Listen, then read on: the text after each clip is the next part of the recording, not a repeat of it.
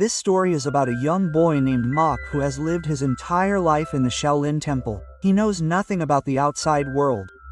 But one day, his Mok tells him he must go out and pursue his education at another school. This world and environment are completely new to him. Bollywood's silver screen presents the Shaolin boy. The story begins at the Shaolin Temple, where children are trained. Here, a boy named Xiaohu enters the monastery and prays before a statue of Gautama Buddha. Suddenly, he's attacked by a fighter. This fighter is a very good fighter, but Xiaohu is no less. He's startled by the sudden attack and then attacks the other fighter. However, the other fighter throws him into a pillar. Using the pillar as a shield, he flies up to the other fighter and defeats him with a series of kicks. Xiao knows he'll be attacked again. So he picks up a stick, and just then another fighter with a sword arrives. He attacks Shou, but Shou defeats the swordsman with his skill, technique, and stick. He then goes into another room, where a fighter is meditating, and this is Shou's next opponent. But he realizes Shou has entered the room. This Mok fighter has a rosary bead in his hand, which he strikes at the mirror. Due to the crowd, the mirror shifts its direction toward the sun, and the sunlight falls directly on Shou's eyes, blinding him. Seizing this moment, Mang attacks Shou. Just as he is about to defeat Shou, Shou deftly slips between his legs and lands behind him, attacking the Mok fighter. Shou defeats this Mok fighter as well. After which, he once again bows his head before the statue of Gautama Buddha and thanks him. Actually, this was Xiaohu's exam. The next day, Mok, the eldest of the Shaolin Temple, tells him, "You've impressed everyone with your skills. You've come first. That's why I want you to go to the city and study at another school. I have a friend there who is a scientist. He also has 2 children. You can stay with them at his house." Quote, Mok gives him a recommendation letter and sends him off to the city. Xiaohu is also excited to go to the city. He has never been outside the Shaolin Temple. At the city school, we are shown a 15-year-old boy named Lin, who is not only a fighter in the Taekwondo club but also the head. There is also a girl named Jia, who is his manager.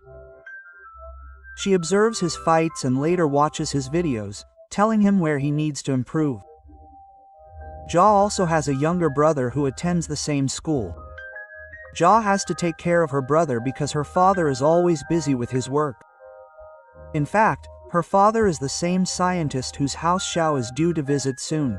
Jia's father calls her and tells her that a parcel containing one of his inventions is arriving soon. She must take care of it.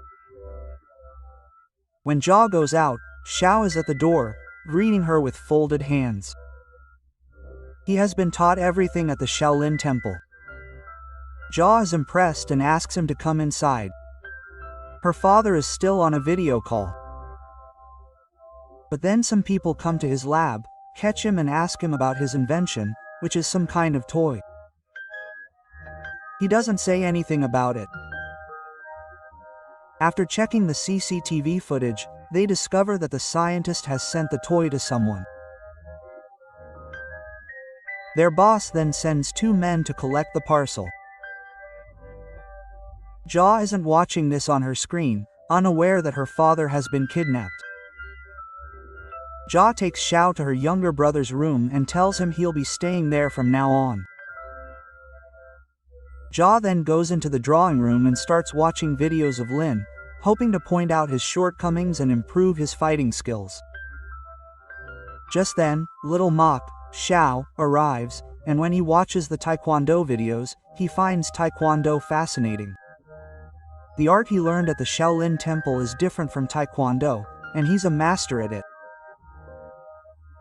He then goes to his room and begins meditating in the same way he used to meditate at the Shaolin Temple. But Jia's younger brother is playing a video game. The two are disturbed by each other's voices. Little Mong gets busy playing a video game. Even though he's a good fighter and has spent his life in the Shaolin Temple, He's still a child at heart, and children always love games. Outside the house, the boss's two men are shown coming to collect a parcel. They notice the lights are on inside. They decide to sneak in once everyone is asleep and steal the parcel. Jia's younger brother and little Mong Shou are shown making a lot of noise. Jia enters the room and tells them to sleep, after which they both go to bed. Jia opens the parcel her father sent her. Inside is a small pen with a switch. As she turns on the switch, a voice inside asks, "What's your name?" Jia tells her name. He verifies her voice and name. Pada says you can set any password on it. Jia doesn't understand what Toy Panda is saying. She asks, "What password?"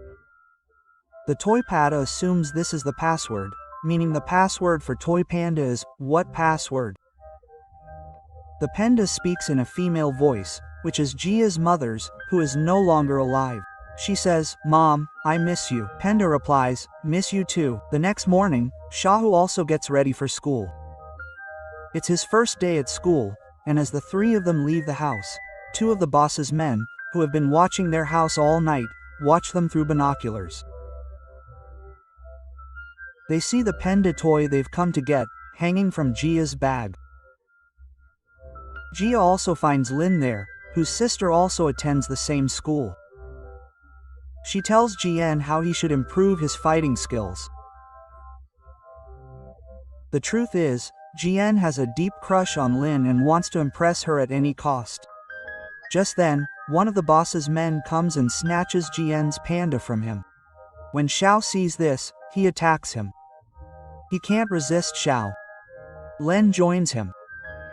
Together, they beat him severely, lock him inside a garbage can, and roll it down the street. Terrified, he runs away. Jian has his panda back. She doesn't want to lose it because it contains her mother's voice. Then they return to school. The teacher introduces Xiao to all the students. She explains that it's a muck. Afterward, they all ask him strange questions. Someone asks, "Will you get married when you grow up?" Another asks, "Do you know how to do acrobatics?" Another asks, "Can you beat everyone?" But Shou doesn't respond.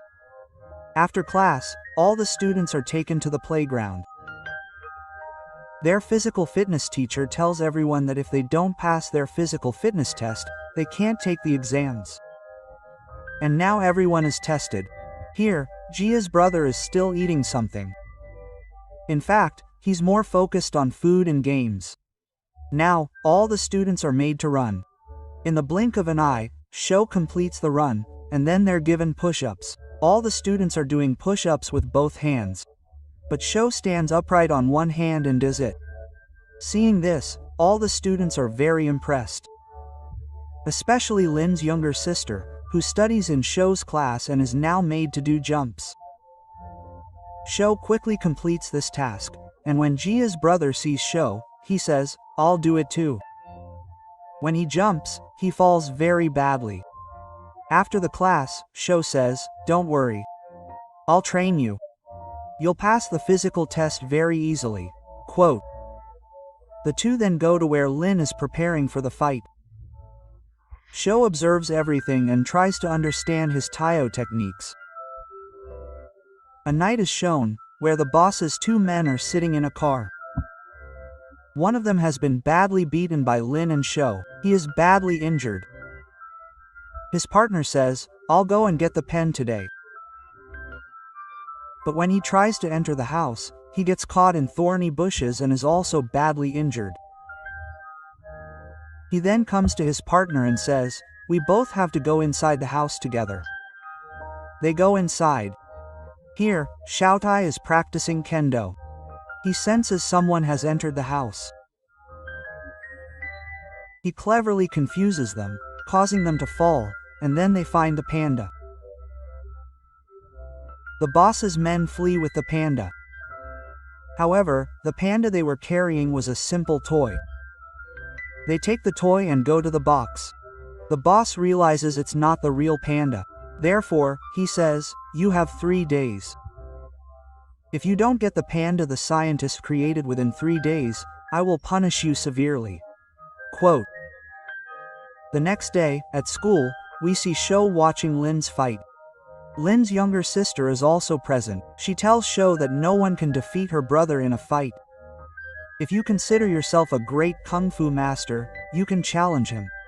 After which, Shou challenges Lin. The fight between these two is about to begin. All the nearby students come forward to watch. It's a fierce contest between them. No one wins, but both remain tied. Then we see two girls taking the panda from Jia's bag. In reality, these are not girls, but two of the boss's men who want the panda. Jia's younger brother sees them taking it out and raises an alarm. But they run away with the panda.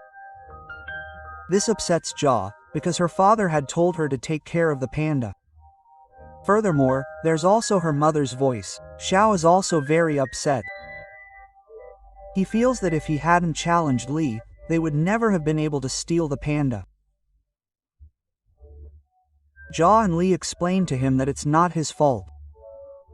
Together, we will get the panda back. The boss, who now possesses the panda, is shown there. He removes a pen drive from the pen drive and uploads the software to his computer. He is overjoyed because the software costs nearly $10 million, yet he can't open it. He tries several times, but it won't open. The boss is then told that it won't open without a password. The boss asks, "What password?" As soon as he says, "What password?" it displays, "Voice not recognized," meaning the password is correct, but the voice isn't the one that can open the software. He then goes to the scientist and asks whose voice the password is. The scientist doesn't answer. Just then, he receives a voice message from his daughter, Jia, saying, "It's my birthday party tonight, at least come today." Quote. The boss realizes that the password is set in the scientist's daughter's voice. So, he sends her a message from the scientist's phone, saying, "I'll definitely come." In fact, he wants to kidnap Jia's daughter, bring her here, and unlock the software using the password. That night, Jia's younger brother, Shaolin, and Lin's younger sister, go to buy a gift for Jia. Jia is preparing a party at home when she receives a message from her father, saying, "I've sent a very special gift for you outside." As she opens the door, she is kidnapped. Xiao and Lin spot her as they are being put into the car. They chase the car on their bicycles, and it drives far away. Jia is then brought to the same location where her father was kidnapped. People who want to buy the software are also present. The boss asks her to unlock the software by saying the password. She asks, "What password?" As soon as she says the word password, the software unlocks, as it is the password. The boss is overjoyed. It's shown outside where Lin and Xiao have arrived. Some of the boss's men are outside. They defeat them in seconds with their fighting skills. Ria's brother also informs the police that some people have kidnapped his sister. "Come to this location as soon as possible," he says. He then goes inside. He sees that the businessman wants to transfer money to the boss's account quickly. He has already entered his account number on his laptop. He quickly goes to the laptop and discreetly deletes the boss's account number and replaces it with the account number of an orphanage, so that whenever a money transfer is made, it will be transferred to the orphanage's account instead of the boss's. The businessman returns to his laptop and presses enter, transferring 100 crore rupees to the orphanage's account instead of the boss's. The boss waits for a message, but he doesn't receive one, and that's when he suspects something is amiss. They spot Jia's brother there and drag him by the ear. But Xiao also enters. Some of the businessman's men are there, but Xiao defeats them all with his superb fighting skills. The businessman understands that he must leave quickly. So he tries to escape with the briefcase containing the software, the pen drive, worth 100 crore rupees. He has transferred the money, and that's why he wants to get away. But then the boss spots him, snatches the bag from him, and flees. The scientist, now free, pursues the boss with his 2 children, Jia and her younger brother. Meanwhile, we see Lin fighting the boss's men.